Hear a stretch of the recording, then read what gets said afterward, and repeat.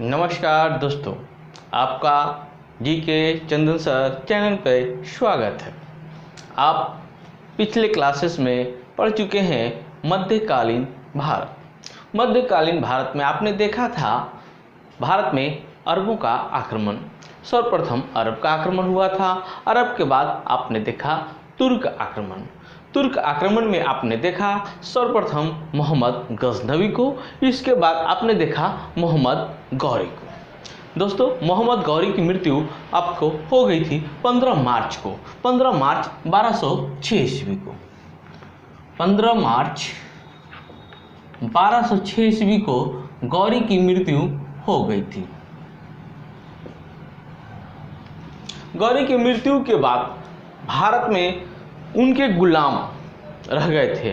उनके गुलाम, उनके 4 बहुत अच्छे गुलाम थे जिनको वो बहुत मानते थे। पहला गुलाम था ताजुद्दीन यल्दोज। जी हाँ दोस्त, पहला गुलाम ताजुद्दीन यल्दोज, दूसरा कुतुबुद्दीन ऐबक, तीसरा बख्तियारुद्दीन खिलजी और चौथा था नासिरुद्दीन कुवाचा। ये चारों गुलाम जो थे भारत में भिन्न भिन्न भागों में फैल करके इंजॉय करने लगे। इन्होंने अपनी इस्लाम की स्थापना कर लिया। जैसे ही गौरी की मृत्यु होती है 15 मार्च को और लगभग जून में कुतुबुद्दीन ऐबक ने दिल्ली सल्तनत की स्थापना भारत में करता है। जी हाँ दोस्तों, ये जून में हुई थी। जून में दिल्ली सल्तनत की स्थापना हुआ था। इसमें आपका बहुत अच्छी क्वेश्चन आते हैं आप लोग के एग्जाम में। दिल्ली सल्तनत, मैं आपको बता दूं दोस्तों, दिल्ली सल्तनत से बहुत सारे क्वेश्चन आते हैं। अगर आप ध्यान से देखेंगे तो मैं गारंटी देता हूं, आप पीसीएस एग्ज़ाम की स्तर से पढ़ रहे हैं, आप पीसीएस का एग्ज़ाम देने वाले तैयारी कर रहे हैं, तो आप इस चैनल को ज़रूर सब्सक्राइब करें और बेल आइकन को जरूर दबाएं। क्योंकि आपको पीसीएस स्तर का मैं क्वेश्चन आंसर दे रहा हूँ और आप उसके भली भांति आप मजबूत से पढ़ाई करेंगे। सर्वप्रथम मैं दिल्ली सल्तनत की बात में करता हूँ। जैसे कि इससे पहले पूर्ण थोड़ा समझ लीजिए, ये 4 उनकी थे गुलाम। चारों गुलाम में भारत में बंटवारा हुई थी। कैसे बंटवारा हुई थी उसके बारे में थोड़ी सी व्याख्या आप देख लेंगे। जैसे कि ताजुद्दीन यल्दोज को मिला था गजनी। ये पाकिस्तान है, ये आपका भारत का मैप है, ये पाकिस्तान है। आपको मालूम होना चाहिए दोस्तों, ये 1206 ईस्वी की बात हो रही है, तो 1200 ईस्वी में भारत नहीं, ये पाकिस्तान भी भारत में थी और ये गजनी भी भारत ही थी। तो ये गजनी आपको मिल गया था यल्दोज को, गजनी मिला था यल्दोज को। गजनी के बाद आपका कुतुबुद्दीन ऐबक आप जानते होंगे ये पाकिस्तान है। पाकिस्तान के पास यहीं पर आपका लाहौर है, जो अभी पाकिस्तान का राजधानी हुआ करता है। इसके बाद यहीं पर आप देख सकते हैं भारत का दिल्ली है, जो कि भारत का राजधानी है। तो लाहौर और दिल्ली कुतुबुद्दीन ऐबक को मिल चुका था। वो यहीं पर अपना निवास स्थान बनाए हुए थे। नासिरुद्दीन कुवाचा की बात करते हैं तो नासिरुद्दीन कुवाचा को मिला था मुल्तान एवं उच। आपका मुल्तान ये पाकिस्तान के एरिया में यहीं पर मुल्तान और उच है, जिसको मिला था आपको कुवाचा को। रही बात बख्तियारुद्दीन खिलजी को, तो बख्तियारुद्दीन खिलजी भारत के पूर्वी छोर में चला गया था और पूर्वी छोर में यह बंगाल को अपने अधीन कर लिया था। यह बख्तियारुद्दीन खिलजी ने लिया था। आपको मालूम होना चाहिए दोस्तों, बख्तियारुद्दीन खिलजी आपका नालंदा विश्वविद्यालय की लाइब्रेरी में आग लगाने वाला और कोई नहीं, तो ये बख्तियारुद्दीन खिलजी ही व्यक्ति था जो कि नालंदा को ध्वस्त कर दिया। आज भी नालंदा खंडहर के रूप में जाना जाता है। आपको मालूम होना चाहिए, पटना से कुछ ही दूरी पर एक बख्तियारपुर जंक्शन है। बख्तियारपुर जंक्शन रेलवे जंक्शन है। बख्तियारुद्दीन खिलजी उस जंक्शन के बाद वहाँ पर निवास किए थे। इसके कारण उस गांव का, उस इलाका का नाम, आज तो चूंकि शहर हो चुका है वो, उस इलाका का नाम बख्तियारपुर है। और वही बख्तियारपुर आज रेलवे स्टेशन बनता है तो बख्तियारपुर जंक्शन का नाम पड़ता है। वहीं से कुछ दूरी पर नालंदा विश्वविद्यालय है, जहाँ पर इन्होंने भयंकर तोड़फोड़ की थी और आग लगा दी थी। कहा जाता है बख्तियारुद्दीन खिलजी ने नालंदा विश्वविद्यालय में आग लगाई थी, वहाँ उसकी लाइब्रेरी में आग लगाई थी। उस लाइब्रेरी में 6 माह तक आग की धुआं निकलते रहा।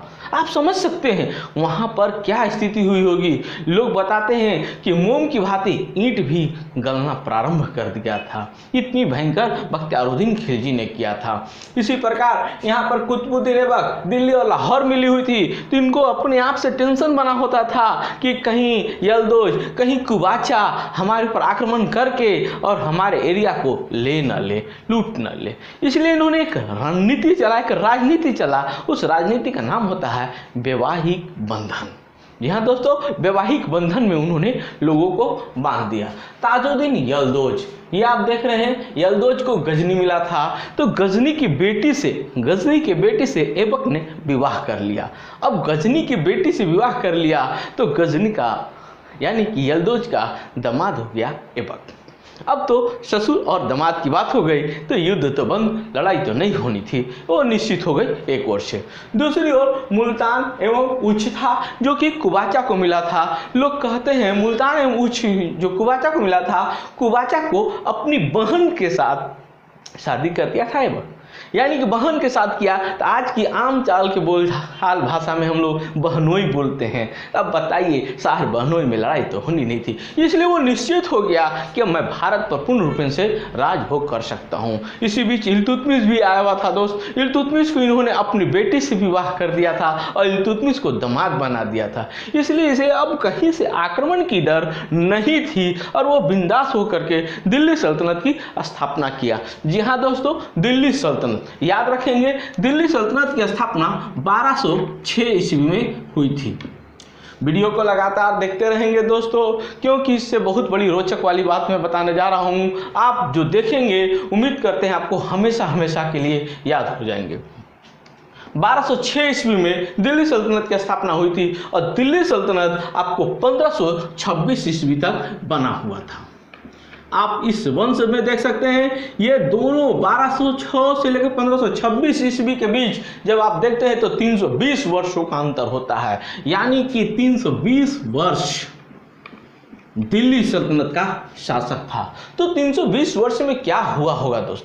तो दिल्ली सल्तनत में 320 वर्ष में 5 वंशों का उदय हुआ था। उस 5 वंशों को आप देखेंगे, दिल्ली सल्तनत में 5 वंश में आप देखते हैं। फर्स्ट आप देखिए गुलाम वंश, ये गुलाम वंश हुए थे। पहला वंश था गुलाम वंश, जो कि कुतुबुद्दीन ऐबक ने किया था। इसका शासनकाल की जब प्रारंभ करते हैं तो 1206 ईस्वी से लेकर के 1290 ईस्वी तक के शासनकाल रहा था। इसी को बोलते हैं हम लोग गुलाम वंश। अब इसको मॉडर्न भाषा में अब इसको मामलुक वंश भी कहते हैं लोग। पहले तो गुलाम वंश हम लोग जानते थे, क्योंकि गुलामों का शासन था इसलिए गुलाम वंश था, लेकिन अब परिभाषा चेंज हो गई। कहते हैं लोग कि गुलाम तो था, लेकिन बाद में उसे गुलामों से आज़ादी मिल गई थी दोस्तों। और जब गुलाम से आज़ादी मिल गई थी तो वो आराम से कहा जाने लगा मामलुक वंश। तो यह गुलाम वंश 1290 बाद गुलाम वंश का दैंड हो जाता है और 1290 के बाद आपको दूसरे वंश की उदय होती है। वो आपको 1320 वर्षों तक रहता है दूसरे वंश, इसका नाम होता है खिलजी वंश। जी हाँ दोस्तों, खिलजी वंश।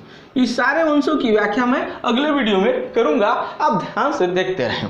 तो 1290 से 1320 ईस्वी के बीच में खिलजी वंश, और खिलजी वंश के बाद आपको 1320 ईस्वी से लेकर के 1414 ईस्वी तक, यानी कि आप देख सकते हैं सबसे लंबा शासनकाल रहने वाला तीसरा वंश था।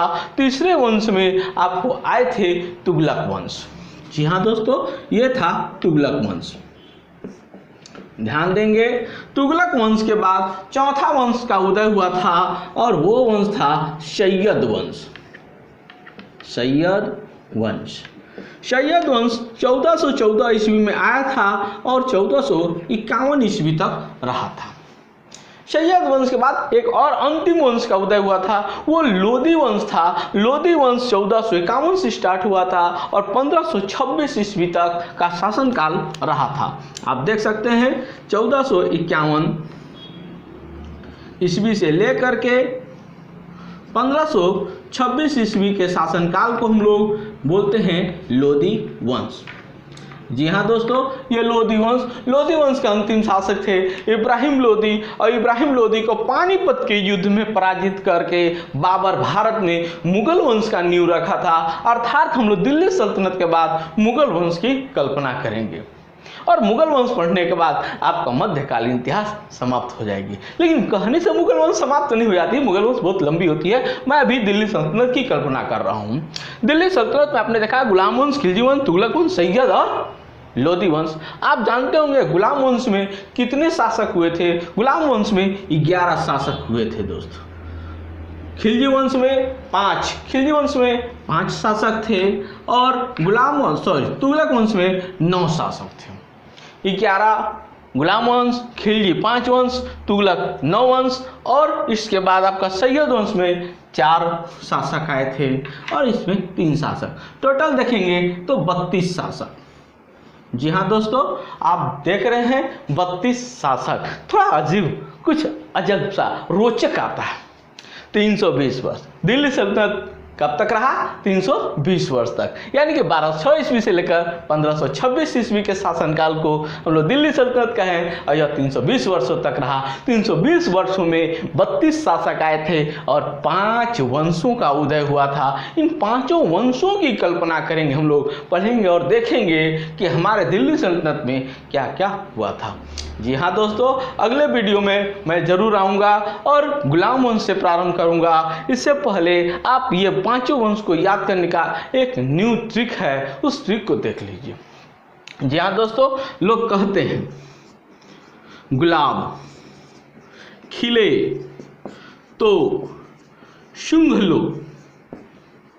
या दोस्तों, आप याद रखेंगे, एग्जाम में बार बार आता है कि इसको क्रम से लगाइए, 5 वंश का क्रम कौन कौन सा है। तो ये केवल स्लोगन याद रहेगी तो आपको याद हो जाएगा कि 5 वंश का क्रम क्या था। गुलाब खिले तो शुंघ लो, गु से गुलाम वंश, खिल से खिलजी वंश, तो से तुगलक वंश, स्व से सैयद वंश, और ल से लोदी वंश। ये 5 वंशों का उदय हुआ था। आप शॉर्ट स्क्रीन कर सकते हैं, शॉर्ट स्क्रीन से आप लोग देख सकते हैं। आप इसे नोट्स बनाइए, अभी से लगे नोट्स बनाइए। मैं वादा करता हूं दिल्ली सल्तनत का सबसे बेहतरीन नोट्स मैं आपको बताऊंगा। आप उसका नोट्स बनाते जाएं, और पीसीएस स्तर का एग्जाम की आप तैयारी कीजिए। मैं गारंटी देता हूं, मैं पढ़ाऊंगा, उसके अंदर से ही क्वेश्चन आएंगे, आप उसमें सक्सेस होंगे। दोस्तों, आज का मेरा वीडियो इतना ही है। धन्यवाद दोस्तों। अगली बार मैं मिलता हूँ, गुलाम वंश से प्रारंभ करता हूँ, और गुलाम वंश का वीडियो आप लोग देखना प्रारंभ करेंगे। जी हाँ दोस्तों, यदि आप नए होंगे तो सब्सक्राइब करना ना भूलें, और बेल आइकॉन भी दबाएं। धन्यवाद दोस्तों।